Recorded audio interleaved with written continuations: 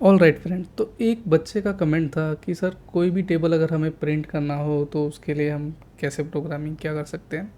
तो देखिए C plus plus में बड़ा ही सिंपल है, और मैं आपको 3 चीज़ ऐसी बताऊंगा जो आपके दिमाग में प्रिंट हो जाएगा, आप चाह के भी नहीं भुला पाएंगे। ठीक है ना। तो उसको कैसे कर सकते हैं चलिए देखते हैं। ठीक है ना, बस ये है कि थोड़ा सा कंसंट्रेट चाहिए आपका। तो पहले मैं इसे जूम कर लेता हूँ। ठीक है, और यहाँ पे जिस तरह हैशटैग इंक्लूड, यहाँ पे आईओ स्ट्रीम मैंने लिख दिया। इतनी सी कॉमन चीज़ मेरे ख्याल से आपको पता होगी। और मैं फ्रेंड ये एकदम बेसिक से बताऊंगा, इसलिए बेसिक से बताऊंगा क्योंकि अगर आप जानते हैं तो उसको स्किप कर दीजिएगा, अगर नहीं जानते हैं तो फिर ये आपके लिए वीडियो है। ठीक है ना। अब जिस तरह यहाँ पे मैं आपको पता है यूजिंग नेम स्पेस एसटीडी लेता हूँ। ठीक है, एस यूजिंग नेम स्पेस हम इसलिए यूज़ करते हैं ताकि हमें यहाँ पे अगर मैं बताऊँ स्कोप रेजोल्यूशन, इसे स्कोप रेजोल्यूशन कहते हैं, इसका यूज़ ना करना पड़े, इसके लिए मैं यूजिंग नेम स्पेस एसटीडी लेता हूँ।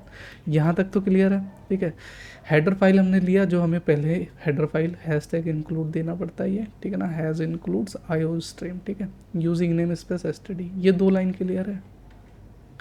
अब मैं करूँगा क्या कि यहाँ पे इंट मेन मेथड बताऊँगा। जो इंट मेन मेरा मेथड है ये आपको बनाना ही बनाना है, हर एक केस में बनाना है। ठीक है, फिर इसमें मैं पैरेंथेसिस दूंगा। ये 2 ब्रैकेट जो कहलाते हैं वो पैरेंथेसिस कहलाते हैं, और ये जो कहलाता है वो है करली ब्रेसेस। तो करली ब्रेसेस देके मैं एंटर कर दूंगा। यहाँ तक क्लियर है। ये आपको हर प्रोग्रामिंग में करना ही करना है। मेन मेथड होता है अपने ऑब्जेक्ट को कॉल करने के लिए। ठीक है, अगर चाहें तो आप नोट डाउन करके लिख सकते हैं। अब मेरे को एक पैटर्न जो है मेरे को एक फॉलो करना है। मेरे को करना क्या है कि जिस तरह टेबल है मेरा, तो टेबल ऑब्वियसली सी क्या बात होगी, टेबल जो होगा वो एक इंटीजर यानी एक नंबर होगा डेफिनेटली। कोई कैरेक्टर वर्ड थोड़ी ना, किसी का नाम थोड़ी ना प्रिंट करा रहा हूँ। अगर मैं नाम प्रिंट कराता तो यहाँ पे मैं कैर लिखता, लेकिन मेरे को एक इंटीजर कराना है तो यहाँ पे मैं इंट लिखूँगा। तो इंटीजर में मेरा क्या है, तो आपको वो वेरिएबल डिफाइन करनी है जिसे आप कैचिंग पॉइंट आपकी ज़्यादा हो। ठीक है, तो यहाँ पे इंट मेरा एक नंबर है तो यहाँ पे मैं नंबर लिख दूंगा। आप उस चीज़ को दर्शाइए, मतलब उस चीज़ को लिखिए जो आपके प्रोग्राम के लिए रीडेबल हो।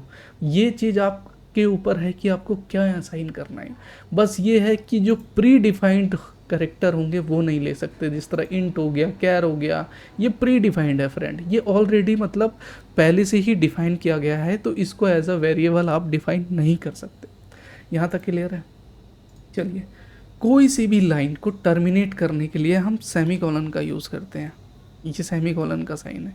यहाँ तक ये भी क्लियर है कि सेमीकोलन हमने दे दिया। चलिए ठीक है, तो एक मेरे को टेबल प्रिंट कराना है। अब आ जाइए कि भैया मैं कहता हूँ कि जिस तरह मेरे को कोई भी नंबर टेबल प्रिंट कराना है। ठीक है ना, तो यहाँ पे मैं लिखूँगा सी आउट, डबल इंसर्शन दूंगा। ठीक है ना, और इसके बाद यहाँ पे double inverted comma, double inverted comma के अंदर मैं लिखूँगा enter your desire table number. ठीक है, यहाँ तक क्लियर है। इसको मैंने टर्मिनेट कर दिया।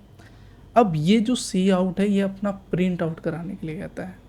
मतलब जब भी हमारा प्रिंट में रिजल्ट आएगा ना तो पहले ये प्रिंट होके आएगा, और जो भी डबल इन्वर्टेड कॉमा के अंदर हो उसमें हमेशा कैरेक्टर वर्ड आता है, ये हमेशा याद रखना।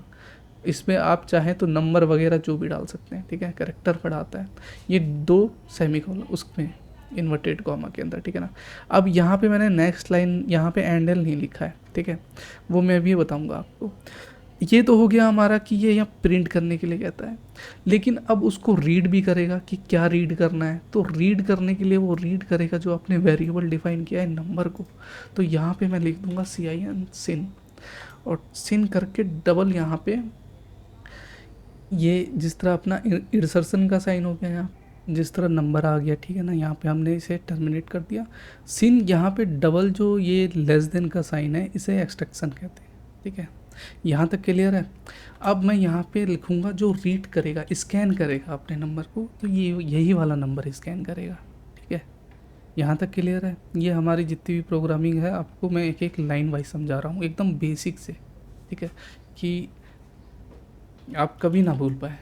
अब यहाँ पे मैं करूँगा क्या, एक फोर लूप चलाऊँगा। फोर लूप तब तक रन करता है जब तक उसकी स्टेटमेंट फॉल्स नहीं हो जाती। ठीक है। जब तक उसकी स्टेटमेंट ट्रू रहेगी वो रन करता रहेगा। अब जिस तरह 4 पे यहाँ पे मेरे को टेबल प्रिंट कराना है तो एक इंट को मैं आई दे देता हूँ जिसको इज इक्वल टू 1 दे देता हूँ। अब ये मैंने क्या लिख दिया अभी समझाता हूँ। फिर इंट यहाँ पे आई लेस देन इक्वल टू 10 के बराबर है और आई प्लस प्लस है, ठीक है। देखिए इंट आई यानी आई एक इंटीजर नंबर है, यहाँ पे मैंने एक आई को दिया जिसमें आई में एक नंबर जो असाइन हो जाएगा जहाँ पे 1 से कैलकुलेट होगा, और आई को ही दिया जिस तरह आई 1 है, फिर 2 है, फिर 3 है, फिर 4 है, और आई लेस देन इक्वल टू 10, ठीक है। मतलब आई जो है वो 10 या 10 के बराबर हो सकता है, ठीक है। और आई प्लस प्लस कर दिया, मतलब ये वाली वैल्यू जो है 1 से प्लस होगी, फिर 2 से, फिर 3 से, ठीक है। और यहाँ पे फिर मैं इसके बाद करूँगा क्या कि करली ब्रेसेस दूंगा। ये वाली अगर लाइन समझ में नहीं आई तो अभी फिर से समझाता हूँ मैं, ठीक है। यहाँ तक तो अभी क्लियर है, ठीक है ना। अब देखिए ये जो फोर लूप चलेगा तो फोर लूप चलेगा तो आई ये करेगा क्या फंक्शन, तो यहाँ पे मैं लिख देता हूँ इंट रिजल्ट, जो अपना रिजल्ट है इज इक्वल टू, ठीक है ना, ये अपना जो होता है असाइनमेंट ऑपरेटर कहलाता है, इज इक्वल टू जो होता है। यहाँ पे मैं करूँगा क्या कि नंबर जो है उसको भाई इंटू कर दो आई से। अब ये मैंने क्या कर दिया कि नंबर इंटू आई से इंट रिजल्ट, ठीक है। तो जो मेरी 10 की वैल्यू जिस तरह 1 है, ठीक है, तो 1 इंटू 1 हो जाएगा, फिर 10 इंटू 2, यहाँ पे जो है ये 10 से 1 2 3 4 5 चलती रहेगी। अब इसके लिए समझाने के लिए मेरे को एक्सेल खोलना पड़ेगा, जो मैं अभी वीडियो थोड़ी ज़्यादा लंबी होगी, लेकिन यही है कि आपको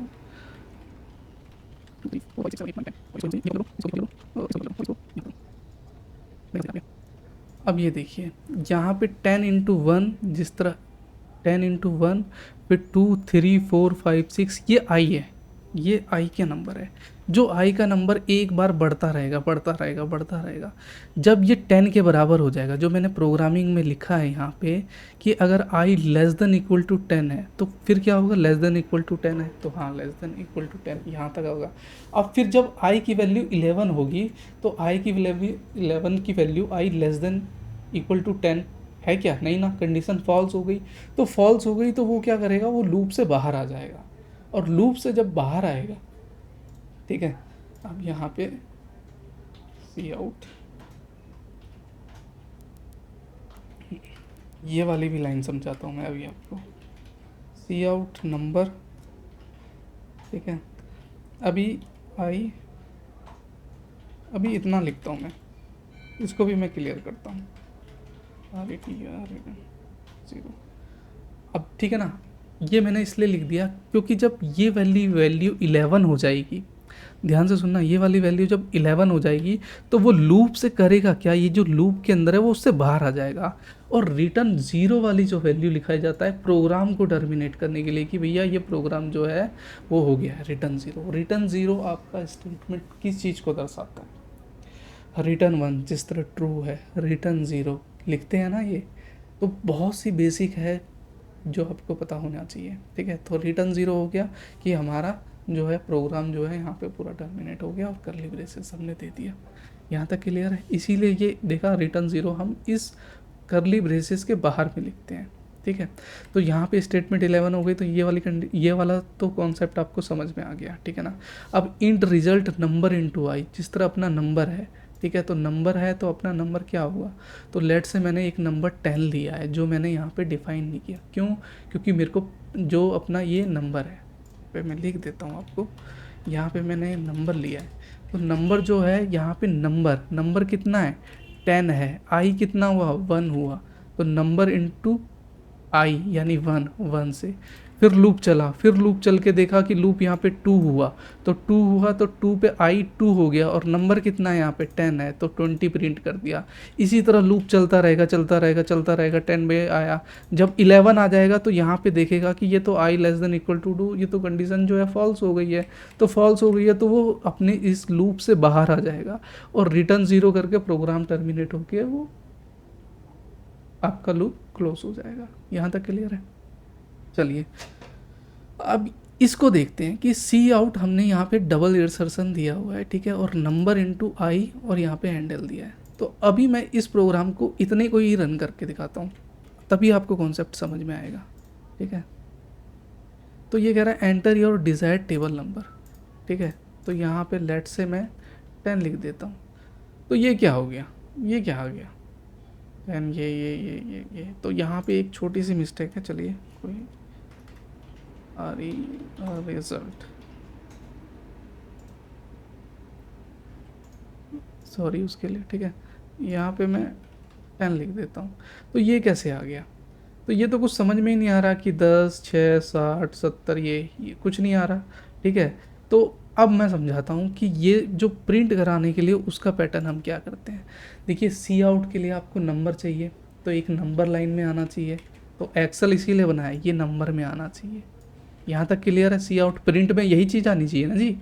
तो प्रिंट में नंबर के लिए ये वाला नंबर आ गया। अब ये एक्स कैसे आएगा, तो मैं बताता हूँ। यहाँ पे जिस तरह सी आउट नंबर ले लिया, तो यहाँ पे हमने डबल इंसर्शन दिया, और मैंने कहा था कि डबल इन्वर्टेड के अंदर जो भी आप चीज़ लिखेंगे, जो कैरेक्टर वगैरह, तो वो चीज़ होगा। जिस तरह यहाँ पे मैंने एक्स लिख दिया। ठीक है, तो यहाँ पे अगर आप देखेंगे तो एक्स है, तो यही डबल इन्वर्टेड में मैंने एक्स लिख दिया। आई क्या है हमारा, जो नंबर 1 2 3 4 चलता रहेगा, आई। अब इज इक्वल टू है, तो यहाँ पे इज इक्वल टू आई के बाद ये करने के बाद मैं करूँगा क्या, सॉरी, डबल इन्वर्टेड में यहाँ पे मैंने इज इक्वल टू दिया। ये एकदम बेसिक लेवल से बता रहा हूँ, जो बच्चे को समझ में नहीं आया तो उसने रिक्वेस्ट ज़्यादा करी थी, इसीलिए मैंने उसे बताने के लिए। ठीक है, तो यहाँ पे देखिए इज इक्वल टू का यहाँ पे साइन आ गया, तो ये मैंने इज इक्वल टू लिख दिया। और रिजल्ट में मेरा क्या होना चाहिए, नंबर इंटू आई की फंक्शन चल रही है, जो नंबर इंटू आई चल रहा है हमारा रिजल्ट में।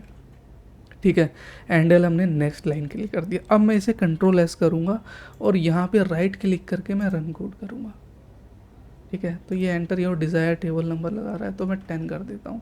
तो यहाँ का अब मैं इसे थोड़ा सा बड़ा करता हूँ, तो इसका पैटर्न देखिए, 10 इंटू 1, 10 इंटू 2। तो ये देखने में कुछ ज़्यादा अच्छा लग रहा है कि नहीं लग रहा है कि हाँ भैया ये टेबल प्रिंट हुआ है। ठीक है, आप चाहें तो इसके बीच में गैप भी दे सकते हैं, कंट्रोल एस कर दिया और रन कोड कर दिया। ठीक है, और यहाँ पे enter your desire table number 10 आ गया, तो यहाँ पे देखिए 10 प्रिंट हो गया। ठीक है, आप चाहें तो कोई सा भी टेबल नंबर दे सकते हैं, कि लेट से जो सबसे 17 दे दिया, तो देखिए 17 का टेबल प्रिंट हो गया। ठीक है, यहाँ तक टेबल वाला तो प्रिंट आपको कॉन्सेप्ट हो गया कि हम एक टेबल, कोई सा भी टेबल कैसे प्रिंट कर सकते हैं। ठीक है, अब आप चाहते हैं कि नहीं भैया मेरे को यूज़र से जो है अपना इनपुट ही नहीं लेना, मैं चाहता हूँ कि मैं एक ऐसा प्रोग्राम लिखूँ कि अपने आप ही टेबल प्रिंट हो जाए। पहला वाला कॉन्सेप्ट क्लियर हो गया कि हम कोई सा भी टेबल कैसे प्रिंट कर सकते हैं। अब यहाँ आता है कि मेरे को यूज़र से इनपुट नहीं लेना है। ठीक है ना, मेरा कंपाइलर अपने आप ही डिसाइड करना चाहिए। तो उसमें भी कुछ नहीं करना है आपको, number is equal to let से यहाँ पे मेरे को 19 दे दिया कि एक मेरे को 19 का टेबल प्रिंट कराना है, और कुछ नहीं करना है, इसको आपको बस कमेंट आउट करना है। ठीक है, क्यों, क्योंकि मेरे को यूज़र से इनपुट लेने के लिए ये दो चीज़ यूज़ करता है। ठीक है, तो बहुत बेसिक लेवल में मैं आपको बता रहा हूँ। अगर वीडियो अच्छा लग रहा होगा तो प्लीज़ लाइक करिएगा, फ्रेंड के साथ शेयर करिएगा। ठीक है, और कमेंट जरूर करिएगा कि आपको वीडियो कैसा लगा फ्रेंड। ठीक है, तो कंट्रोल एस सेव किया और यहाँ पे मैंने रन कोड कर दिया। ठीक है, तो आप देखेंगे कि 19 का टेबल अपने बाय डिफ़ॉल्ट प्रिंट हो चुका है। तो इसी तरह होता है कि कुछ यूज़र से इनपुट लेते हैं, और कुछ जो होता है अपना कंपाइलर अपने आप ही जो हम प्रोग्राम में डिफ़ाइन कर देते हैं। यहाँ तक ये चीज़ क्लियर हो गया। ठीक है, अब मैं आपको एक चीज़ और पैटर्न बताता हूँ। लेट से कि दो चीज़ मैं आपको बताऊँगा, इसको मैं हटा देता हूँ पहले। ठीक है, अगर आपसे बोला जाए कि चलो भैया इनके बीच में आपको जो है एक सिमिलर गैप रखना है, एक सिमिलर ध्यान से सुनना, ये हटा दो, सॉरी। ठीक है, यहाँ पे नंबर आ गया, ये हटा दो, ये हटा दो, ये हटा दो, ये हटा दो। ठीक है, आपको पता नहीं है कि कौन सा पैटर्न कहाँ पे है, इसमें सबके बीच में ऐसे मान लो मैक्सिमम लाइन है। ठीक है, ये आ गया, कंट्रोल एस सेव किया, केयरफुली सुनना तभी आपको पता चलेगा। ठीक है, तो यहाँ पे देखिए कि थोड़ा ये कंजस्टेड आ गया है। ठीक है ना, और ऐसी बहुत से आइटम है, तो आपको यहाँ पे बोला जाएगा कि एक विड्थ जो है वो सेट करिए। तो विड्थ सेट करने के लिए हम वो विड्थ को कैसे सेट कर सकते हैं, तो उसका पता है कुछ ट्रिक होता है।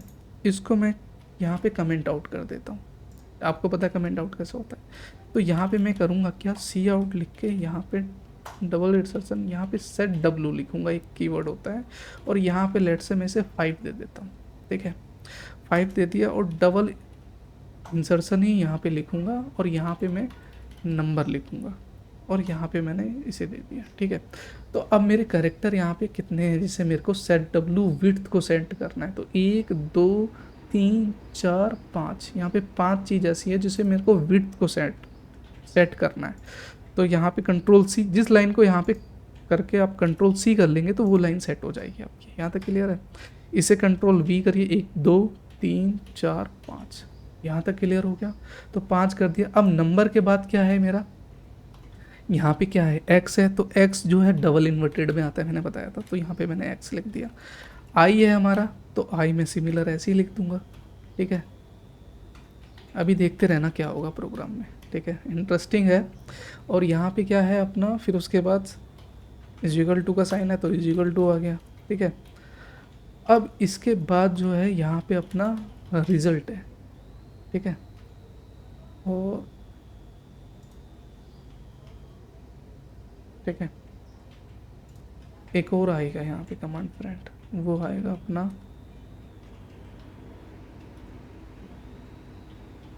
एंडर। ठीक है, यहाँ तक क्लियर है? तो ये मैंने एक प्रोग्राम लिखा, अभी सारी चीज़ें बताऊँगा।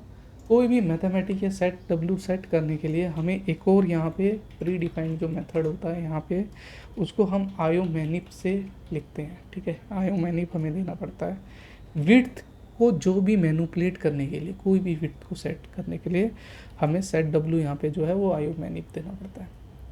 अब देखना यहाँ पे होगा क्या, कंट्रोल एस कर दिया मैंने अपना यहाँ पे। ठीक है, अब मैं यहाँ पे राइट कोड करके रन करूँगा अपना कोड को। सॉरी, यहाँ पे देखिए मैंने करा क्या है, ये एक्चुअली में, अब ठीक है, लेट से यहाँ पे मैं 25 लिखता हूँ। तो अब देखिए इस सब का विड्थ देखेंगे आप, तो 5 के स्पेस पे आ चुका है। और एक जगह आप देख रहे हैं कि कंसिस्टेंसी कैसी बनी हुई है, कितनी बढ़िया तरीके से।